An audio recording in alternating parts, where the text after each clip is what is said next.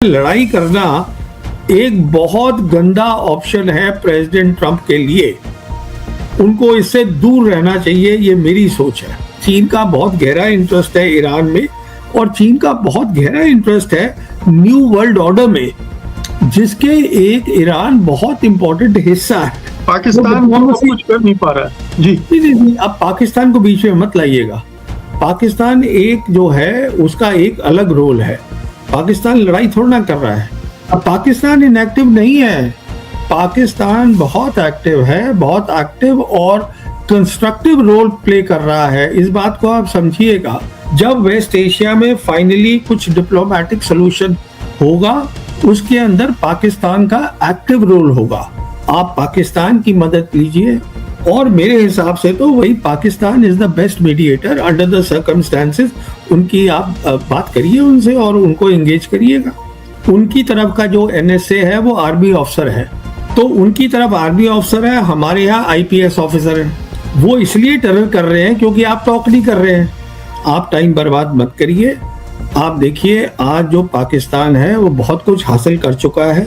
Geopolitically Pakistan की geography बहुत अच्छी है। जो पाकिस्तान जो देख रहा है वो कश्मीर से लद्दाख तक देख रहा है, और चाइना जो है वो पाकिस्तान के पीछे नहीं खड़ा है, उसके साथ खड़ा है। जब भी वो कोई हथियार वहां देगा, पाकिस्तानी ही चलाएंगे, काबिल है उनकी एयरफोर्स। एक सीधा मैसेज हिंदुस्तान को दे रहे हैं कि भाई मैं उनके साथ खड़ा हूं। अरे आप करिए, फौरन बातचीत शुरू करिए। 360 डिग्री पलट कैसे जाए। तो मुझे बहुत अफसोस होता है कि मैं भूगोल मिटा देंगे, इतिहास में क्या बोल रहे हैं आप। अरे आप कुछ भी नहीं कर पाएंगे, हमें देख नहीं लिया। चीन अगर उनके साथ खड़ा है, आप क्या कर लेंगे। ये आर्मी चीफ को शोभा नहीं देता है इस तरीके की स्टेटमेंट्स देना। मैं कितने टाइम से बोल रहा हूँ, सालों साल से बोल रहा हूँ, पाकिस्तान से बात करिएगा, वो कह देते हैं ये आईएसआईएस को पैसे देती है। आज पाकिस्तान जो है वो बहुत दूर तक सोच रहा है, गल्फ के आगे देख रहा है, सेंट्रल एशियन रिपब्लिक्स में देख रहा है, रशिया को देख रहा है। पाकिस्तान फील्ड मार्शल आसिम मुनीर है, वो फॉरेन पॉलिसी भी समझते हैं, जियोपॉलिटिक्स भी समझते हैं, और मिलिट्री मैटर्स भी समझते हैं। तरक्की के लिए हमें शांति चाहिए, तो हमें पाकिस्तान के साथ बात करनी है। पाकिस्तान आज वेस्ट एशिया में तो छाया ही हुआ है, वो सेंट्रल एशियन रिपब्लिक्स में भी अब जा रहा है। पाकिस्तान बार बार बोल रहा है कि हम तैयार हैं बात करने के लिए। शर्त क्या है? Mutual respect. हर मुल्क ये चाहता है कि म्यूचुअल रिस्पेक्ट से। रहा है कि चीन से लौटने के बाद अमेरिकी राष्ट्रपति डोनाल्ड ट्रंप ईरान पर हमले की तैयारियां कर रहे हैं। न्यूयॉर्क टाइम्स का कहना है कि हाँ, ट्रंप अब आर पार के मूड में है। अखबार के मध्य पूर्व के अधिकारियों के हवाले से बताया है कि हमले के सिलसिले में अमेरिका और इजराइल के बीच बातचीत चल रही है। उम्मीद की जा रही थी कि ट्रंप और शी जिनपिंग की मुलाकात से ईरान के मामले में भी कोई प्रगति होगी। दोनों के बीच में ईरान पर बातचीत भी हुई, मगर लगता है कि कुछ निकला नहीं। हालांकि ट्रंप ने दावा किया है कि चीन ने ईरान को हथियार देने से मना कर दिया है, मगर चीन की ओर से इसकी कोई पुष्टि नहीं हुई है। चीन से खाली हाथ लौटने की निराशा भी ट्रंप को है। वे गिड़गिड़ाते रहे मगर शी नहीं पिघले। उन्होंने उन्हें उनकी हैसियत भी दिखा दी और ताइवान के मामले में न उलझने के लिए सावधान रहने को भी कह दिया। ये नाकामी ट्रंप को जंग की ओर धकेल सकती है। फिर ये सवाल भी उठाए जा रहे हैं कि अमेरिका किस तरह का हमला करेगा। क्या वो ईरान के सिविल इंफ्रास्ट्रक्चर पर हमला करेगा? क्या वो खार्ग आइलैंड पर हमला करके कब्जे करने की कोशिश करेगा? क्या वो जमीन पर सेना उतारेगा? उधर ईरान लगातार कह रहा है कि वो तैयार है, उसके हौसले बढ़े हुए हैं। होर्मुज पर कब्जे का उसने नया नक्शा भी जारी कर दिया है। जाहिर है कि मामला बहुत उलझ गया है। जाने माने रक्षा विशेषज्ञ प्रवीण साहनी हमारे साथ हैं, तो आइए इस उलझन भरी परिस्थितियों को उनसे समझते हैं। पहली बात तो ये है कि चीन से उम्मीदें थी, न केवल ट्रंप को, हम सबको उम्मीद थी कि शायद वहां कुछ ऐसी प्रगति होगी कि ईरान का मसला सुलझेगा, लेकिन नहीं सुलझा। क्या ये एक बड़ा सेटबैक है ट्रंप के लिए भी, और वार्ताएं नहीं हो पा रही हैं, आगे नहीं बढ़ पा रहे हैं उसके लिए भी? देखिए, जहां तक ताल्लुक है लड़ाई का जो वेस्ट एशिया में हो रही है, वो लड़ाई है ईरान की अमेरिका और इजराइल के साथ। और जो ताल्लुक चाइना का है या रशिया का है ये वो बड़ी ताकतें हैं जो दोनों तरफ को सलाह भी दे रही हैं क्या करना है, पर इसका मतलब ये नहीं है कि वो खुद उतर आएंगे। तो ये उम्मीद जो भी कर रहा था कि चीन जो है लड़ाई रुकवा देगा, चीन ये कर देगा, तो वो तो ईरान को भी पता है ऐसा कुछ नहीं होगा। देखिए इंपॉर्टेंट बात ये है कि जो ईरान के फॉरेन मिनिस्टर हैं अरागची, वो आपको याद होगा वो चीन भी गए थे, वांग ही से मिले, रशिया भी गए थे, वहां प्रेसिडेंट पुतिन से मिले। तो जब वो वांग ही गए थे तभी तय हो गया था कि चीन क्या कर सकता है, और वो 4 पॉइंट प्रपोजल भी आया था। तो कहने का मतलब ये है कि ये तय करना है अमेरिका को और ईरान को। तो चीन को इसमें घसीटना कि वो रुकवा देगा नहीं रुकवा देगा, आई थिंक वो नई सोच नहीं है। तो वो जो है वो नहीं होने वाला था। अब सवाल ये है कि ईरान बार बार बोल रहा है, जो उनके फॉरेन मिनिस्टर हैं वो दिल्ली में भी बोल कर गए हैं कि हम लड़ाई के लिए भी तैयार हैं और हम डिप्लोमेसी के लिए भी तैयार हैं। मैं समझता हूं रास्ता जो है आज डिप्लोमेसी का है, वो रास्ता है नहीं लड़ाई का, क्योंकि अभी कोई भी ऐसे ऑप्शन नहीं है प्रेसिडेंट ट्रंप के पास। जब इन्होंने लड़ाई शुरू करी थी इजराइल के साथ तब एक अलग सोच थी। अब लड़ाई हो चुकी है, 40 दिन की लड़ाई, उससे बिल्कुल तय हो गया है कि ईरान जो है इस लड़ाई के लिए तैयार है।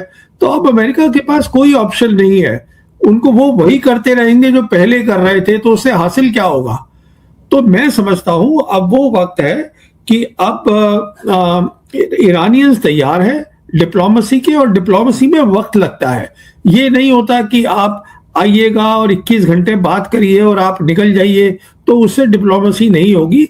ये 2-3 स्टेजेस में जो मसले हैं उनको हल करना पड़ेगा। लेकिन ये जो न्यूयॉर्क टाइम्स की रिपोर्ट है या इस तरह की जो खबरें आ रही है कि अब हमला कर सकता है, तो इनका क्या आधार क्या है? क्यों वो इस तरह की रिपोर्ट दे रहे हैं? क्या ये भी सच है कि एक तरफ बातचीत हो रही है और दूसरी तरफ युद्ध की तैयारियां भी चल रही, हमले की भी तैयारियां चल रही हैं? देखिए वो तो अमेरिका ने 2 बार पहले भी करा है। जब बातचीत चल रही थी ईरान के साथ तो उन्होंने फौरन हमला कर दिया। अब प्रेसिडेंट ट्रंप क्या करेगा नहीं करेगा वो न्यूयॉर्क टाइम्स को भी नहीं पता है। मैं सिर्फ आपसे ये कह रहा हूं कि आज का जो माहौल है उसमें यही बेहतर रहेगा अगर प्रेसिडेंट ट्रंप डिप्लोमेसी की तरफ जाए, रास्ता वही है। और उसमें ऑब्वियसली जो टॉप चीज होगी वो होगी स्ट्रेट ऑफ हॉर्मुज, क्योंकि उसका खोलना जरूरी है जल्दी से जल्दी, इससे पूरे दुनिया का नुकसान हो रहा है। तो पर लड़ाई का अगर अब प्रेसिडेंट ट्रंप तय करते हैं मैं लड़ाई करूंगा तो आप करिएगा लड़ाई, पर वो अच्छा रास्ता है नहीं। अब ये मैं आपसे कह रहा हूं। जी, आपने कहा कि चीन की इसमें कोई उस तरह से भूमिका नहीं है, लेकिन जिस तरह का नया वर्ल्ड ऑर्डर बन रहा है उसमें चीन एक ताकत के रूप में तो उभर चुका ही है, और ये उसके भी इंटरेस्ट में है कि ईरान को एक जो उसे मिलना चाहिए वो मिल जाए, और माफ कीजिए उसके लिए वो प्रयास कर सकता है, कर रहा होगा। तो पर्दे के पीछे से कोई तो कोशिश वो भी कर रहा होगा, कहीं ना कोई दखल दे रहा होगा। क्या वो बात आगे नहीं बढ़ पा रही? देखिए ऐसा है, आपने अभी जिक्र किया न्यू वर्ल्ड ऑर्डर का, तो एक खास बात न्यू वर्ल्ड ऑर्डर की ये है, मैं आपके दर्शकों को बताना चाहूंगा कि दूसरों के मामलों में दखल अंदाजी ना करें। जो प्रेजेंट वर्ल्ड ऑर्डर है उसमें है ये कि आप दखल अंदाजी करें। जो न्यू वर्ल्ड ऑर्डर है वो बिल्कुल क्लियर है, don't interfere in other countries internal issues. और जहां तक लड़ाई का ताल्लुक है वो ऑलरेडी ओपनली चीन ने बोल दिया है कि हम चाहते हैं कि स्ट्रेट ऑफ हॉर्मुज खुले, हम चाहते हैं कि हम तय हैं कि इसके ऊपर ईरान की सॉवरेनिटी है। अब जब चीन ने जब ये खुलेआम बोल दिया है, इसका मतलब अगर आपकी सॉवरेनिटी है तो आप ही तो तय करेंगे ना वहां पर टोल लेना है कि नहीं लेना है, आप ही तय करेंगे। उसको टोल के नाम पे रखिएगा, कोई और नाम दे दीजिएगा। और चीन ने साफ ये भी कह दिया है कि ईरान जो है वो मेंबर है एनपीटी का, तो जो पीसफुल यूजेस ऑफ न्यूक्लियर हैं प्रोग्राम के, वो उनको डिनाई नहीं किए जा सकते। तो चीन ने तो साफ बोल दिया है, और उसकी जो हामी है या सेकेंडिंग है that has been done by the Russians. तो अब ये उम्मीद करना कि वो दखल अंदाजी करेंगे तो ऐसा कुछ नहीं होगा। क्या आपको लगता है कि इजराइल और यूएई का प्रेशर है यूएस पर कि वो कुछ कार्रवाई करे, उस दबाव में ट्रंप आ सकते हैं? देखिए, जहां तक यूएई का है उनका कोई प्रेशर नहीं है। प्रेशर हाँ इजराइल का है, क्योंकि हमने देखा उन्होंने, अब तो ट्रंप ने साफ भी कह दिया है कि उन्होंने लड़ाई शुरू करी है इजराइल के उस पर आकर। मतलब उन्होंने जो इजराइल ने बोला, अब इजराइल कितना दबाव डालेगा, क्योंकि इजराइल के तो हित में है कि लड़ाई चलती रहे। इजराइल तो चाहता है ये, पर अमेरिका के हित में है कि नहीं है, वो अमेरिकन प्रेसिडेंट को सोचना है। ये उनकी तो लड़ाई है ही नहीं। और जैसे आप अभी थोड़ी देर पहले बोल रहे थे, अब उनके मिड टर्म आ रहे हैं और उसके बाद उनके जो मागा बेस है वो बहुत नाराज है और लड़ाई चलेगी, इसका मतलब स्टेट ऑफ हॉर्मुज़ और बंद रहेगा और फिर लड़ाई का नतीजा या कुछ निकलना चाहिए वो भी नहीं निकलेगा। तो कहने का मतलब ये है, लड़ाई करना एक बहुत गंदा ऑप्शन है प्रेसिडेंट ट्रंप के लिए। उनको इससे दूर रहना चाहिए, ये मेरी सोच है। क्या मैं एक बार फिर से आपको चीन की तरफ ले जा रहा हूं? जिस तरह से चीन में ट्रंप रहे, जिस तरह से उन्होंने वहां व्यवहार किया, जो कुछ कहा और जिस तरह से चीन ने उनको हैंडल किया, क्या ये एक तरह का मैसेज दे रहा है कि अमेरिका और ट्रंप अब कमजोर स्थिति में है और इस स्थिति में वो पहुंच गए हैं और यही एक संकेत है कि वो कोई बड़ा कदम उठाने की स्थिति में अब नहीं रह गए, युद्ध जैसा, फिर से युद्ध शुरू करने जैसा? नहीं, देखिए, ये दो अलग अलग बातें हैं। अब जहां तक डिक्लाइन या कमजोर हो गए हैं अमेरिका, तो वो आप समझिएगा 9 साल पहले 2017 में प्रेसिडेंट ट्रंप गए थे, उस समय दुनिया यूनिपोलर थी। उस समय अमेरिका एक ही ताकत था। तो आज जो है मल्टीपोलर वर्ल्ड है, 3 बड़ी ताकतें हैं, तो कमजोर तो वैसे ही हो गए, वो तो पता ही चल रहा है, उसमें बताने की क्या जरूरत है। अच्छा, अब जहां तक है कि युद्ध की बात है, युद्ध में ये चाइना नहीं पड़ेगा, जैसे मैं आपको बार बार बोल रहा हूं, वो फैसला अमेरिका को लेना है। अमेरिका का डिक्लाइन का मतलब, कमजोर होने का मतलब ये नहीं है कि अमेरिका ग्रेट पावर नहीं रहा, ऐसा नहीं है। सिर्फ ये है कि अब 2 और ग्रेट पावर हो गई हैं और वो क्या समझती हैं दुनिया में, उसका भी वजन है, ये मतलब है। जी, मैंने इसको इसलिए इस विषय को उठाया था कि ऐसी सूरत में जब ये एहसास ट्रंप को हो रहा है कि वो एक डिक्लाइनिंग पावर के वो राष्ट्रपति हैं, एक खींच, एक बदहवासी वो उनके व्यवहार में झलक रही है, क्या आपको लग रहा है कि ये उनको युद्ध की तरफ ढकेल सकती है?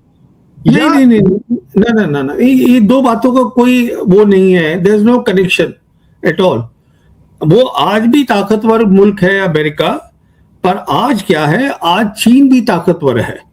इसीलिए इस बार जो बातचीत हुई है दोनों राष्ट्रपतियों की, वो कोऑपरेशन की बात हुई है। इसलिए अपने साथ जो है प्रेसिडेंट ट्रंप जो 20 टॉप सीईओज हैं अमेरिका के, उनको ले गए थे, वहां बिजनेस की बात करनी थी, इन्वेस्टमेंट की बात करनी थी, तो वो बातें हुई हैं।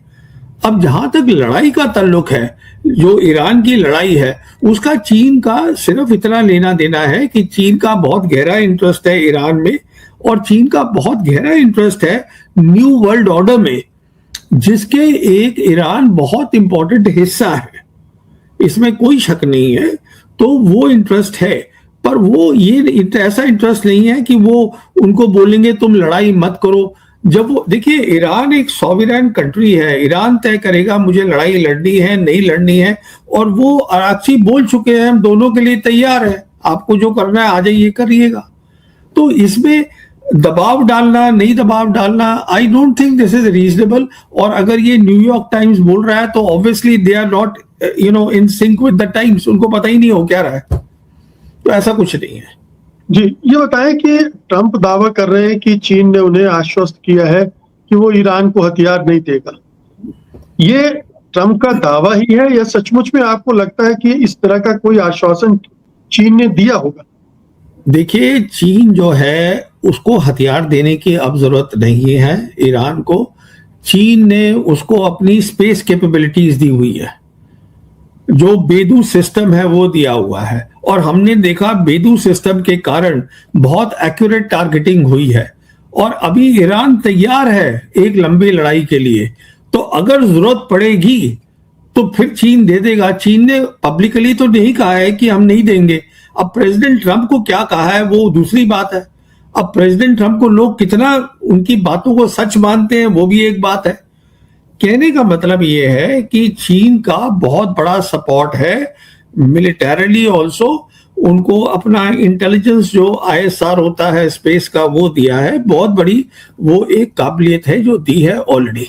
तो और ईरान तैयार है, ऐसी कोई बात नहीं है। क्या आपको लगता है कि अमेरिका पूरी तरह मतलब आप ये मानकर चल रहे हैं कि अमेरिका अब जंग के मूड में नहीं है या जंग नहीं करेगा? हालांकि ट्रंप पर भरोसा नहीं किया जा सकता है, लेकिन वो कौन सी परिस्थितियां आप देखते हैं जिसमें ट्रंप फोर्स हो जाएंगे कि करें, युद्ध करें, हमला करें? देखिए, मैं ये बार बार बोल रहा हूं कि पॉइंट ये नहीं है कि ट्रंप लड़ाई करेंगे कि नहीं लड़ाई करेंगे। पॉइंट ये है कि लड़ाई करके कुछ हासिल नहीं होगा। मैं एक अलग बात बोल रहा हूं आपसे कि लड़ाई करना is a bad option for America, क्योंकि जो चीज वो डिप्लोमेसी से हासिल कर सकते हैं वो लड़ाई से हासिल नहीं होगी। हम 40 दिन की लड़ाई देख चुके हैं, उसमें कुछ हासिल नहीं होगा और पूरी दुनिया को भी प्रॉब्लम होगी और दिक्कत हो सकती है अगर वो उनके एनर्जी इंफ्रास्ट्रक्चर को हिट करते हैं और ईरान जो है वो GCC कंट्रीज के एनर्जी इंफ्रास्ट्रक्चर पे हिट करते हैं, तो उससे तो बहुत ज्यादा नुकसान हो जाएगा पूरी दुनिया का। कहने का मतलब ये है, आप तभी लड़ाई करते हैं ना जब आपकी डिप्लोमेसी फेल हो जाती है और आपको लगता है कि लड़ाई के जरिए आप कुछ हासिल करेंगे। जब आप कुछ हासिल ही नहीं कर सकते तो लड़ाई का मतलब क्या है? तो जहां तक इजराइल का ताल्लुक है, हाँ वो हासिल करना चाहते हैं। उनको अभी भी उम्मीद है कि जो है ईरान को हराया जा सकता है और ग्रेटर इजराइल जो है वो बन जाएगा एक दिन, उनको उम्मीद है। पर ये लड़ाई तो अमेरिका की थी ही नहीं। अब आप आ गए इस लड़ाई में, अब जो है इस मुकाम पे पहुंच के आप डिप्लोमेसी का सहारा लीजिए और देखिए किस तरीके से कितनी स्टेजेस में आप बातचीत करिए ईरान के साथ। पहली रिक्वायरमेंट क्या होती है आप डिप्लोमेसी में कि आप दूसरी साइड को अपने बराबर समझिए। अब अगर आप ईरान को मानने को ही तैयार नहीं है कि मेरे बराबर है, जबकि वो आपके साथ जंग लड़ा है और आप जंग नहीं जीत पाए हैं, तो डिप्लोमेसी कैसे होगी? ये भी एक दिक्कत है। तो यहाँ दिक्कत काफी है अमेरिका के सामने, पर अमेरिका को फैसला लेना है कि क्या करें हम। तो आप डिप्लोमेसी की वकालत कर रहे हैं, लेकिन जो इम्पास आ गया है वो कैसे ब्रेक होगा? पाकिस्तान कुछ कर नहीं पा रहा है। जी नहीं, आप पाकिस्तान को बीच में मत लाइएगा। पाकिस्तान एक जो है उसका एक अलग रोल है। पाकिस्तान लड़ाई थोड़ा ना कर रहा है। कहने का मतलब ये है डिप्लोमेसी का बहुत बड़ा रोल है और डिप्लोमेसी से ही ये मसला हल होगा, ये लड़ाई से हल नहीं होगा। आप लड़ाई कर लीजिए जितनी और करनी है, आपका भी नुकसान होगा, अमेरिका का भी होगा, ईरान का भी होगा, वेस्ट एशिया का भी होगा, दुनिया का भी होगा। इसीलिए पाकिस्तान का नाम तो मैंने इसलिए लिया कि वो मध्यस्थता कर रहा है। तो जो मध्यस्थ है वो अभी ऐसा लगता है कि निष्क्रिय से हो गए। हो सकता है कि चैनल हो रही हो बात। जी निष्क्रिय का क्या मतलब होता है? सॉरी, निष्क्रिय, इनएक्टिव, उस तरह की हलचल नहीं दिख रही। नहीं, पाकिस्तान इनएक्टिव नहीं है। पाकिस्तान बहुत एक्टिव है, बहुत एक्टिव और कंस्ट्रक्टिव रोल प्ले कर रहा है। इस बात को आप समझिएगा। पर पाकिस्तान जो है एज अ मीडिएटर है। पाकिस्तान अपना जो बाकी रीजनल कंट्रीज है जैसे कि कतर हुआ, तुर्की हुआ, सऊदीज हुआ, उन सबके साथ बातचीत कर रहा है। उसकी डिप्लोमेसी चालू है, उसका रोल कंस्ट्रक्टिव है पाकिस्तान का। आप ये समझिएगा वेस्ट एशिया के अंदर, जब वेस्ट एशिया में फाइनली कुछ डिप्लोमेटिक सोल्यूशन होगा उसके अंदर पाकिस्तान का एक्टिव रोल होगा। पर अभी जब डिप्लोमेसी के कगार पे खड़े हैं अमेरिका और ईरान, उसमें सिर्फ मीडिएटर है पाकिस्तान, उससे ज्यादा नहीं है, ये कह रहा हूं मैं आपसे। अब मीडिएशन चाहे वो चाइना से करें, चाहे वो ईरान से करें, अमेरिका से करें, देखिए आज पाकिस्तान के ताल्लुक इन सब कंट्रीज के साथ अच्छे हैं, तो वो सबके साथ बातचीत कर रहे हैं, और साथ साथ वेस्ट एशिया की जो कंट्रीज हैं, जो इंपॉर्टेंट कंट्रीज हैं, उनके साथ भी एंगेज्ड हैं, तो उनकी एंगेजमेंट पूरी चल रही है। क्या आपको लगता है कि अगर डिप्लोमेसी का ही मामला है तो उसमें भी ट्रंप फंसे हुए हैं? क्योंकि उन्हें ओबामा से बेहतर डील देनी है और वो अब समय रह नहीं गया है कि उससे बेहतर डील उन्हें मिल सके। बेहतर डील 28 फरवरी के पहले मिल भी सकती थी, अब तो उसकी कोई गुंजाइश ही नहीं है जिस तरह से ईरान उभर कर आया है। जी नहीं, देखिए JCPOA जो भी हुआ था ना, उसमें भी 2 साल लगे थे उसको फाइनलाइज करने में। तो ये जो न्यूक्लियर इशू है कोई जल्दी तय नहीं होने वाला है। तो तय होने वाली चीज ये है कि आप ईरान को अपना इक्वल का समझिए डिप्लोमेसी में, आप पाकिस्तान की मदद लीजिए और एक बार फिर से जो है बातचीत शुरू करिए। सबसे आप इम्पोर्टेंट चीज पे बात करिए हरमुज के ऊपर, हरमुज को खोलना है। अब वो कह रहे हैं ईरानी कि आप अपना ब्लॉकेड हटा दीजिए, हम भी कमर्शियल ट्रैफिक जाने देंगे, पर अभी उसमें कुछ भी और भी मसले हैं। अगर हम ये मान के चलें, जो आज दुनिया की बड़ी ताकतें मान रही हैं कि ईरान की सॉवरेनिटी है पर्शियन गल्फ के ऊपर, तो अमेरिका को पहले तो उनसे बात करनी है इस मसले के ऊपर कि आप इसको साहब कैसे नॉर्मलाइज कर सकते हैं, क्या तरीका होना चाहिए, ये आप तय करिए। वो हो नहीं पा रहा है। अब न्यूक्लियर की बात तो अगले वाली स्टेज पे होगी ना, अभी नहीं हो सकती। तो आपको लगता है कि ये जो युद्ध विराम का सिलसिला है वो यूं ही जारी रहेगा और यूं ही बातचीत भी धीरे धीरे चलती रहेंगी, युद्ध की बातें भी होती रहेंगी? मेरे हिसाब से समझदारी इसमें है कि ये जारी रहे और ये तेजी पकड़े, ये मेरी समझ है। युद्ध का रास्ता जो है उसमें कुछ हासिल नहीं करेगा अमेरिका, तो उसको वहां जाना ही नहीं चाहिए। वो हो गया, वो फेज इज ओवर। अब आप जाना चाहते हैं तो जाइएगा, उसमें आपको कौन रोक सकता है? आपकी फौज है, आप कमांडर इन चीफ है, जाइए। पर उसमें अगर कोई भी उनका सेंसिबल एडवाइजर होगा वो यही कहेगा कि साहब आप बैठ के अब डिप्लोमेसी करवाइएगा और पाकिस्तान से बात करिएगा किस तरीके से हम इसको दोबारा फिक्स कर ले। और मेरे हिसाब से तो वही Pakistan is the best mediator under the circumstances. उनकी आप बात करिए उनसे और उनको एंगेज करिएगा। प्रवीण जी, मैं थोड़ा सा इसको दूसरे मसले पे ले जा रहा हूँ। मसला भारत पाकिस्तान का है। इस बीच में कुछ संकेत आए हैं कि दोनों के बीच में बातचीत जैसी कुछ हो सकती है, हो भी रही है, 2 राउंड की हो चुकी है।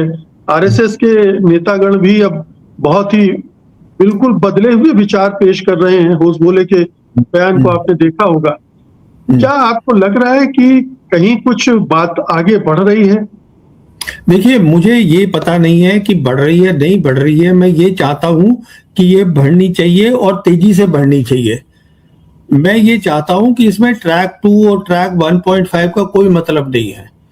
मैं समझता हूं फॉरेन जो है दोनों एनएसएस को, उनकी तरफ का जो एनएसए है वो आर्मी ऑफिसर है, वो है लेफ्टिनेंट जनरल आसिम मलिक जो डीजीपी है आईएसआई के।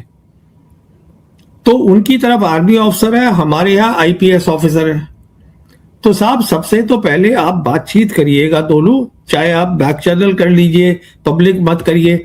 और जो हमारी दोनों जो डिप्लोमेटिक रिलेशंस है उसको पहले तो नॉर्मल करिएगा, जिससे कि जो दोनों हमारी हाई कमीशन है वो स्टाफ पूरा काट दिया है उसको आप पूरा ले आइए।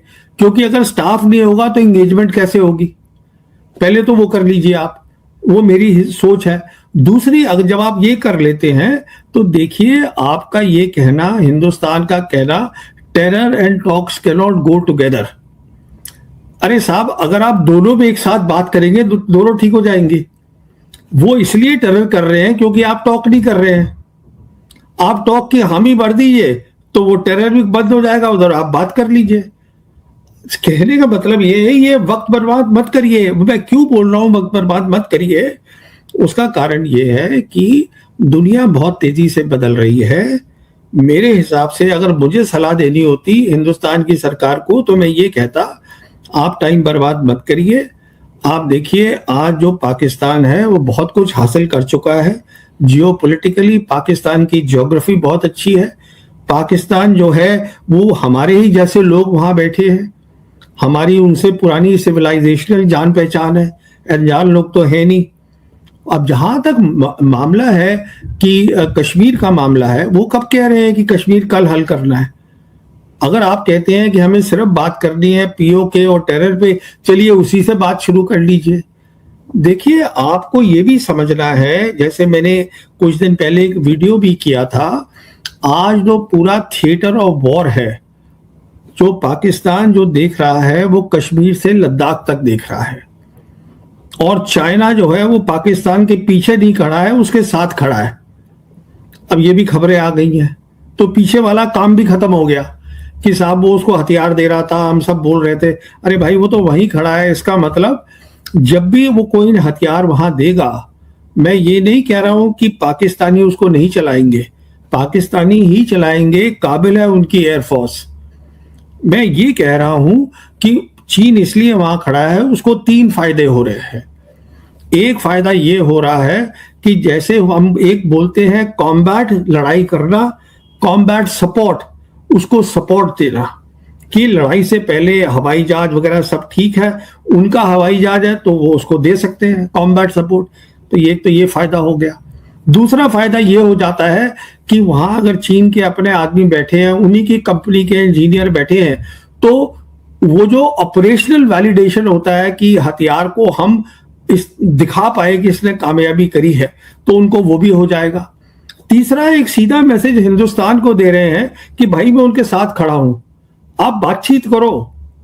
और यही शी जिनपिंग भी जब यहां आए थे अक्टूबर 2019 में, तो बात हुई थी बातचीत करो। तो मैं तो इसके फेवर में ही नहीं हूं कि आप ट्रैक 1 चलाइए, ट्रैक 2 चलाइए, 2 साल बर्बाद कर दिए, 3 साल। अरे आप करिए, फौरन बातचीत शुरू करिए, डिप्लोमेटिक रिलेशंस बढ़ाइए और सारे काम को इसी 2026 में निपटा दीजिए, जिससे कि 27 में बातचीत शुरू हो जाए। नहीं, लेकिन राजनीतिक मजबूरियां भी तो होती हैं सरकारों की। यहाँ भारत में माहौल बनाना होगा कि हम जो कर रहे हैं बिल्कुल माहौल 360 डिग्री पलट कैसे जाए। अरे साहब सुनिए ना, माहौल बन गया है। अगर आरएसएस के नंबर 2 बोल रहे हैं, उसके खिलाफ किसी ने बयान दिया? नहीं दिया ना। अरे आज ही आर्मी चीफ का बयान आपने देखा होगा, क्या बोल रहे हैं, नक्शे से मिटा देंगे वगैरह वगैरह। देखिए आर्मी चीफ का जहां तक ताल्लुक है, मैं बता सकता हूं आपको, मुझे बहुत अफसोस होता है कि आर्मी चीफ पॉलिटिशियन की लैंग्वेज बोल रहे हैं। मैं आपको बताता हूं, मैं पहली बार आर्मी चीफ को मिला था 1978 में, जब ये उपेंद्र नौकरी में भी नहीं थे। उस समय आर्मी चीफ थे जनरल ओपी मल्होत्रा। मैं आपको बता रहा हूं 78 की बात, और ये बात थी टेंगा वैली की, अरुणाचल प्रदेश में। तो जो आर्मी चीफ होते हैं वो आर्मी की बात करते हैं, army chief political statement public में नहीं देते। दिस इज वेरी डिसअपॉइंटिंग कि मैं भूगोल मिटा देंगे, इतिहास में क्या बोल रहे हैं आप? ये अगर किसी को बोलना है, आप पॉलिटिशियन को बोलने दीजिए ना, उनका काम है, वो बोल रहे हैं, ठीक है, हम अच्छा लगता है रक्षा मंत्री बोले हम पीओके ले लेंगे, हम ये करेंगे, करिए साहब। रक्षा मंत्री तो रोज बोल रहे हैं, राजनाथ सिंह तो लगभग दोहरा रहे हैं। भाई उनका काम है बोलना, अच्छी बात है, बोलिए आप। पर आर्मी चीफ को तो पता होना चाहिए ना, क्योंकि आर्मी चीफ जब कोई बात बोलते हैं तो आम जनता जिनको समझ नहीं है मिलिट्री मैटर्स की, वो आर्मी के जो लोग होते हैं उनको सीरियसली लेते हैं कि अच्छा साहब आप भूगोल कर देंगे, इतिहास। अरे आप कुछ भी नहीं कर पाएंगे, हमें देख नहीं लिया। चीन अगर उनके साथ खड़ा है, आप क्या कर लेंगे? अब मैं इस मसले पे और नहीं बोलना चाहता हूं, but this is very disappointing. ये आर्मी चीफ को शोभा नहीं देता है इस तरीके की स्टेटमेंट्स देना, जो पॉलिटिकल स्टेटमेंट्स है। पर हम बात कर रहे थे बातचीत की, तो मैं ये समझता हूं कि जो आरएसएस के जो जनरल सेक्रेटरी हैं, जो मैं समझता हूं नंबर 2 हैं, अगर उन्होंने बयान दिया है और मुझे लगता है बहुत अच्छा बयान है, तो उस बयान के ऊपर सरकार को रास्ता मिल गया है, एक रास्ता खुल गया है। बाकी लोगों की अहमियत है नहीं, क्योंकि सबको बोल देंगे ये एंटी नेशनल है। मैं कितने टाइम से बोल रहा हूँ, सालों साल से बोल रहा हूँ, पाकिस्तान से बात करिएगा वो कह देते हैं ये आईएसआईएस को पैसे देती है। तो क्या कह सकते हैं इन लोगों का। पर अगर वो बोल रहे हैं तो वो ऑब्वियसली रास्ता खोल रहे हैं इंडिया के लिए, और इंडिया के लिए जरूरी है बातचीत करना। मैं इस बात पे बिल्कुल कायम हूं। पाकिस्तान की जियोपॉलिटिकल प्रोफाइल बढ़ गई है बहुत ज्यादा, पाकिस्तान की लोकेशन ऐसी है, कनेक्टिविटी है। आज पाकिस्तान जो है वो बहुत दूर तक सोच रहा है, गल्फ के आगे देख रहा है, सेंट्रल एशियन रिपब्लिक्स में देख रहा है, रशिया को देख रहा है। पाकिस्तान वहां पे कनेक्टिविटी बना रहा है।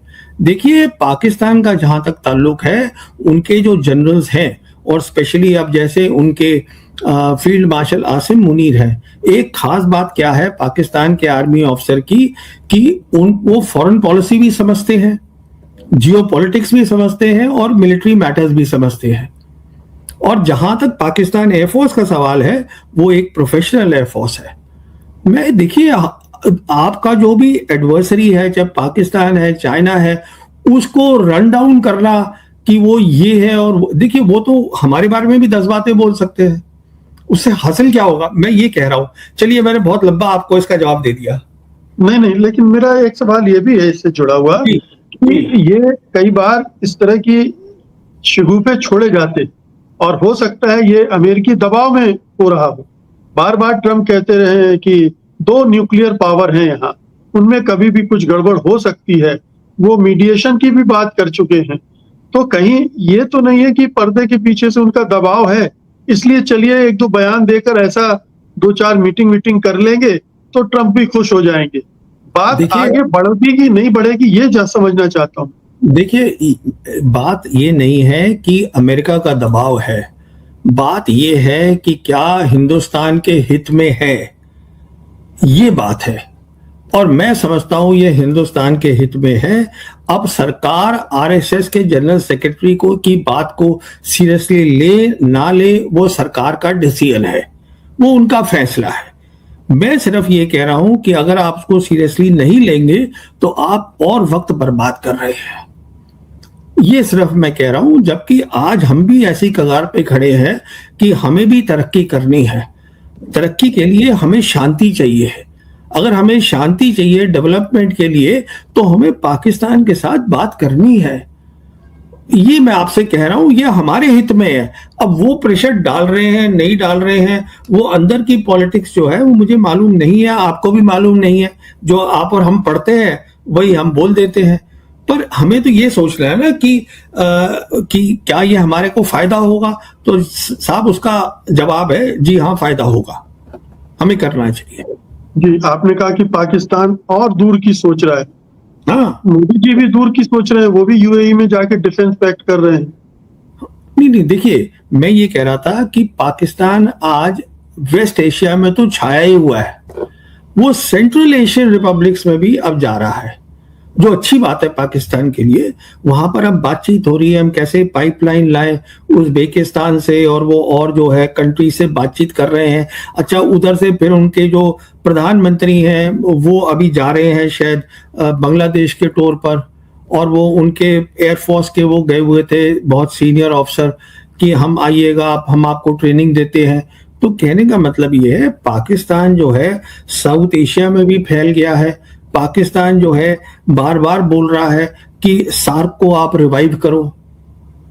पाकिस्तान बार बार बोल रहा है कि हम तैयार हैं बात करने के लिए, पर हमारी शर्त है। शर्त क्या है? Mutual respect. हर मुल्क ये चाहता है कि म्यूचुअल रिस्पेक्ट से बातचीत हो। यही ईरान बोल रहा है अमेरिका को कि ये आप नहीं कर सकते ड्रामेबाजी कि 11 अप्रैल को आप 21 घंटे बात करें और उसके बाद निकल लें। तो आप आए किस लिए थे? तो कहने का मतलब ये है कि आज दुनिया बदल गई है। अगर हमें बांग्लादेश से, नेपाल से, किसी भी मुल्क से बात करनी है, पाकिस्तान को तो करनी हमें है, हमको एज ए इक्वल करनी है, जो हमें आदत नहीं है।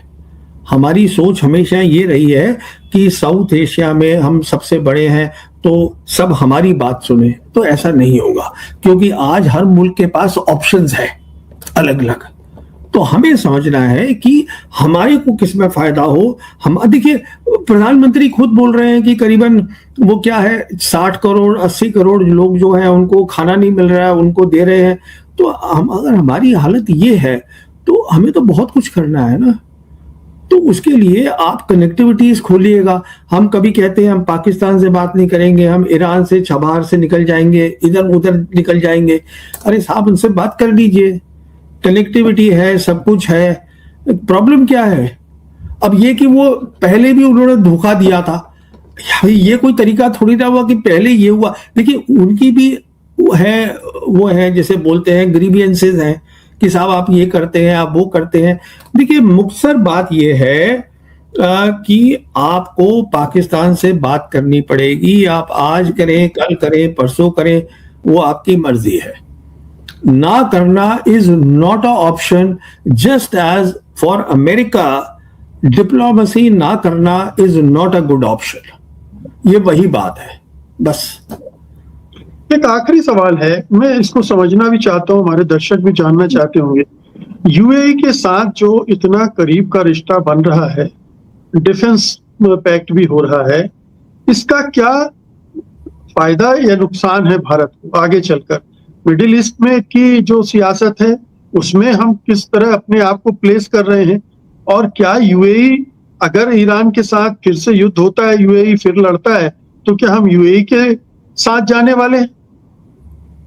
देखिए जहां तक मैं समझता हूं, प्रधानमंत्री यूएई अभी गए थे, कुछ बात हुई है कि वहां पर स्ट्रेटेजिक ऑयल रिजर्व्स रखे जाएंगे, तो सॉरी वो एक ठीक चीज है। फिर जो है यूएई का जो सॉवरेन वेल्थ फंड है वो बहुत बड़ा है, उन्होंने ऑलरेडी कहा है हम 5 बिलियन इन्वेस्ट करने को तैयार है, तो वो भी अच्छी बात है। अच्छा वहां पर हमारे बहुत सारे लोग काम करते हैं। देखिए जो यूएई है वो टोटल जो है उनकी 11 मिलियन पॉपुलेशन है, उसमें से 10 मिलियन बाहर वाले हैं। इमराती जो है सिर्फ 1 मिलियन है। अच्छा उसमें भी इनके 7 अलग अलग वो हैं। अच्छा उसमें भी इनमें तालमेल नहीं है। शारजा कुछ सोच रहा है, ये दुबई कुछ सोच रहा है, अबू धाबी कुछ सोच रहा है। तो कहने का मेरा मतलब ये है, अगर आप जियो पॉलिटिक्स देखिएगा तो उसमें हमें गलती है वहां जाना। उसका रीजन क्या है कि हमारा जो है यूएई, इजराइल और अमेरिका, ये तीनों एक साथ खड़े हैं। अब जैसे खबर आई है कि नेतन्याहू सीक्रेटली यूएई गए थे, अब यूएई डिनाई कर रहा है उस बात को। हमको मालूम है वहां पर उनका आयरन डोम दिया गया। तो आई डोंट थिंक प्रधानमंत्री का वहां जाना, ये वही बात हो गई 25 फरवरी को वहां उसको इजराइल जाना लड़ाई से पहले। तो मैं समझता हूं कि प्रधानमंत्री के बजाय अगर हमारे कोई और मिनिस्टर चले जाते, तेल मंत्री चले जाते, कोई और चले जाते, तो वो ठीक रहता, क्योंकि हमारे नेशनल इंटरेस्ट है, पर हमें अपनी इंटरनेशनल स्टैंडिंग भी देखनी है। और हमारी इंटरनेशनल स्टैंडिंग आज मैं समझता हूं हमारे लिए ब्रिक्स इंपॉर्टेंट है। मैं समझता हूं हमारे लिए ये सऊदी अरेबिया है और जो जीसीसी बाकी कंट्रीज है, जो सोच बन रही है जिसमें पाकिस्तान भी शामिल है, तुर्की भी शामिल है, ये सब चीजें हमारे लिए इंपॉर्टेंट है, हमें पसंद आए ना आए। पर हम जो है वो दूसरी साइड से अपने आप को आइडेंटिफाई कर रहे हैं, जिसकी मुझे उसका कारण क्या है अब वो सरकार जानती है। लेकिन आइडेंटिफाई करने तक ही नहीं है, अगर डिफेंस पर बातचीत हो रही है तो आगे चलकर क्या हम वहां कोई ऐसी भूमिका भी निभाएंगे? मान लीजिए जैसे मैंने पूछा कि ईरान के साथ अगर झगड़े होते हैं तो हमारी भूमिका क्या होगी?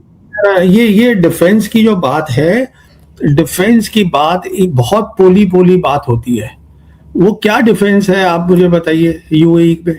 ठीक है उनके पास आर्म्ड फोर्सेज है, मैं समझ गया इस बात को, पर कहने का मतलब ये है मेन बात क्या है, उनके पास पैसा है, उनके पास तेल है, और वहां हमारा डायस्पोरा है बहुत बड़ा। ये बात तो समझ में आ जाती है मुझे। हमें अपना इंटरेस्ट देखना है, पर साथ साथ हमें ये देखना है कि हमारी इंटरनेशनल स्टैंडिंग क्या है। हमें ये देखना है कि वहां लड़ाई चल रही है, हम क्या गलत साइड पे तो भी खड़े हुए हैं, हमें वो भी देखना है। तो जब प्रधानमंत्री जाते हैं तो एक बहुत बड़ा मैसेज चला जाता है दुनिया के अंदर। अब ईरान आज कुछ ना बोले, चुप बैठा है, पर देख तो रहा है। जहां तक ईरान का ताल्लुक है वो तो पब्लिकली बोल रहे हैं कि जो यूएई है ये हमारे इंटरेस्ट के खिलाफ काम करते हैं, साफ बोल रहे हैं वो तो हम जो है ईरान के साथ, देखिए ईरान जो है मेरे हिसाब से एक बहुत ही सुलझा हुआ समझदार लोगों का मुल्क है, बहुत समझदार लोग हैं वहां पर। ईरान में एक पुरानी सिविलाइजेशन है। कहने का मतलब ये है, आज वो अगर हमारे साथ खड़े हैं तो वो एक सिविलाइजेशनल कनेक्शन है। क्यों खड़े हैं? वो हिंदुस्तान के लोगों के साथ खड़े हैं। ये नहीं है कि हिंदुस्तान की सरकार के साथ खड़े हैं, ये मैं नहीं मानता। तो ये सब बातें जो है सरकार को सोचनी चाहिए, हमारे हित में क्या है। पाकिस्तान से बात करें, यूएई में प्रधानमंत्री खुद जाएं नहीं जाएं, ये तो सरकार की नीति है, वो तय करेंगे।